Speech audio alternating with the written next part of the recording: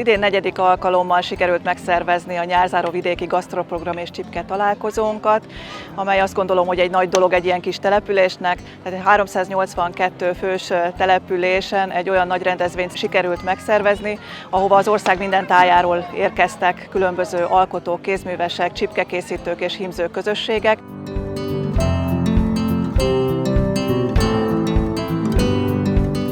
A hüvely csipke különlegessége a pókolás, végül is azt tette híressé. Körülbelül 35-40 alappók van, de a variánsokkal együtt 60 van.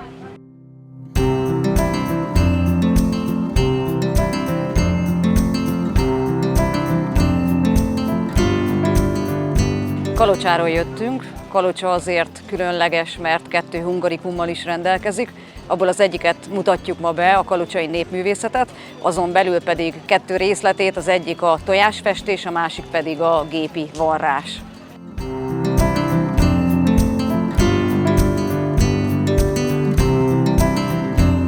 Többféle kézimunkatechnikával foglalkozunk, többségben csipke van, de hímzésekkel, más kreatív technikákkal is foglalkozunk.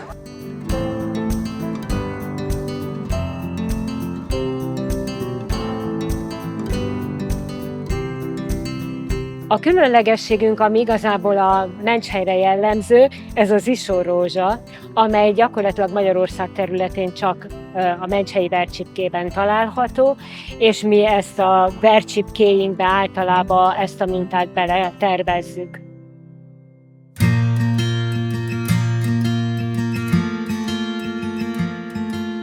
A magyarországi kékfestés hagyományát szeretnénk bemutatni, ezen belül a rábaközi mintákat hoztuk el.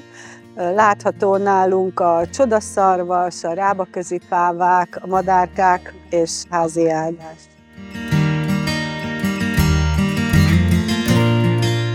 Nemeshany egy értékét, Tóth Máriának a nemeshanyi varrott csipkéjét próbáljuk újraéleszteni és életben tartani. Az idei táborunkban már nem az úgynevezett pókos csipkéjét, hanem az úgynevezett tüllőst próbáljuk újravarni, újra szerkeszteni és felfrissíteni.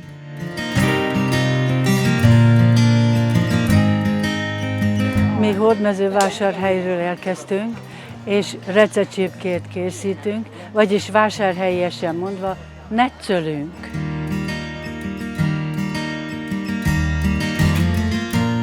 A vercsipkét hoztuk el, ami a 20. század első évtizedében honosodott meg Balatonendréden. Gyakorlatilag azok az endrédi őshonos minták gyűjteménye, mint a pávafarok, a hópihe és a tölgyfalevél. Ezek együttesen jelképezik Balatonendréd csipkeverő képességét, művészetét.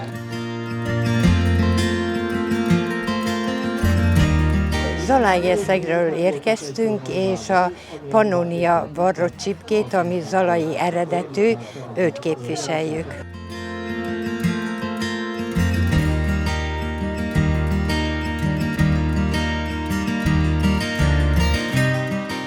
A Palócföldi Népi Iparművészek Egyesületét képviseljük. Vannak köztünk csipkekészítők, hímzők, kosárfonók, tojásfestők, mézeskalácsos, kovács, és most mi a csipkéseket képviseljük itt a rendezvényen.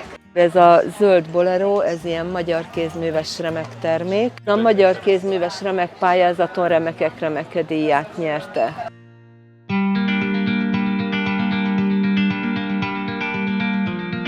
A Török Szentmiklósi székhelyű Kézműves Örökség Egyesület idén harmadjára vesz részt Hövelyen a nyárzáró rendezvényükön. A jól megszokott hímzéseken túl, ami azt jelenti, hogy a jászhímzés, a nagykunsági kunhímzés, a nagykunsági szűcs és szűrhímzés mellett egy kis változatosságot is hoztunk, mivel hogy csipke a program egyik része, ezért hoztunk magunkkal szőlőki csipkét most idén először, hoztunk magunkkal rececsipkét, nagykunsági vercsipkét, egy kis szalmát és a nagy szeretetünket. A szolnoki csipkének az a különlegessége, hogy egy gömb zsinórt horgolunk, aminek az a neve, hogy körmönfont, és a 2 ujjammal csinálom, 2 gombolyagból.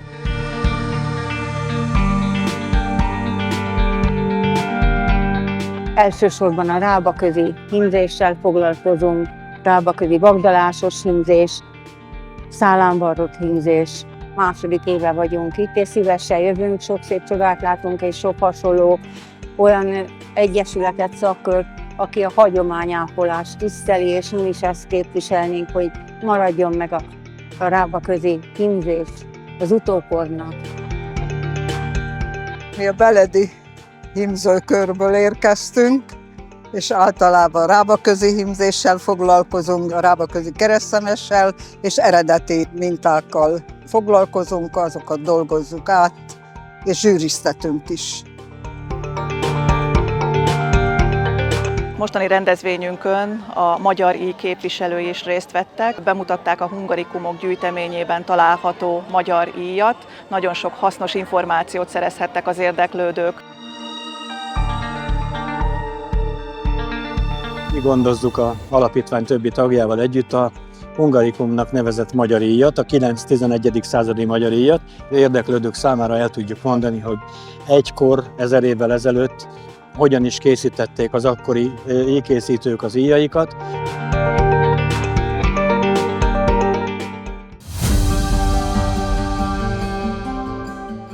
Idei rendezvényünkön a hal szerepelt a főzőverseny középpontjában, a süteménykészítő versenyre pedig továbbra is szilvás süteményekkel készültek a csapatok.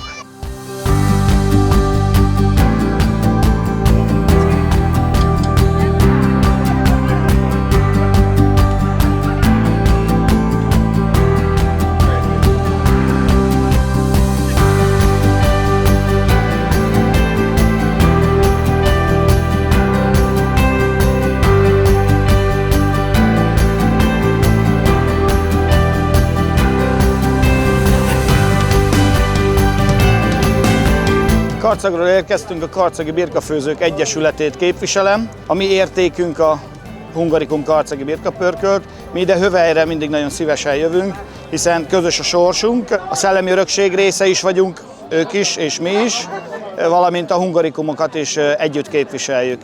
Nagyon szeretünk ide járni, és reméljük, hogy jövőre is itt lehetünk.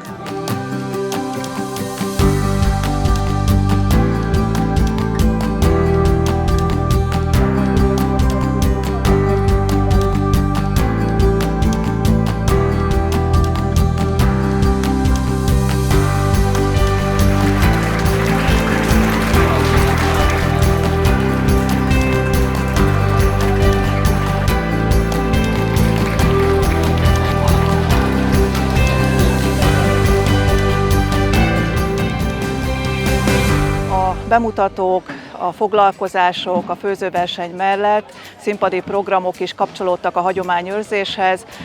Népi együttesek, népzene, néptánc az, ami szórakoztatta napközben a közönséget.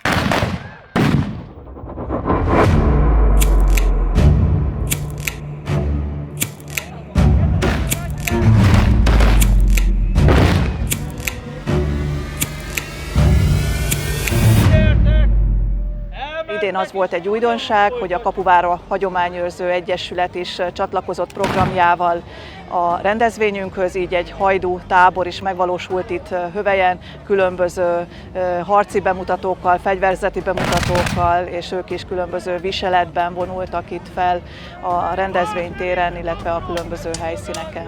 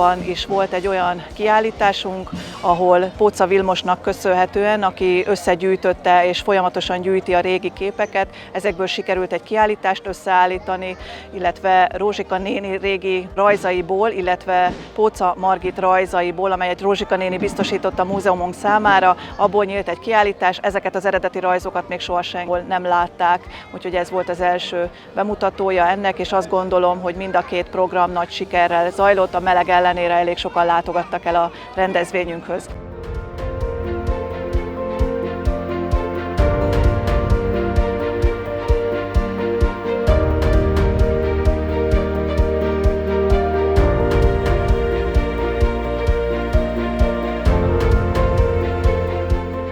A jövőben is ez a célunk, hogy a helyi értékek, a megyei értékek, a kiemelkedő nemzeti értékek, vagy akár a hungarikumok gyűjteményében megtalálható értékek közül minél többet bemutassunk itt Hövelyen. Jövőre jubilálunk, 5. alkalommal is szeretnénk megszervezni ezt a programot, úgyhogy szeretettel várjuk a közönséget, illetve azokat a személyeket, akik valamilyen értéket képviselnek.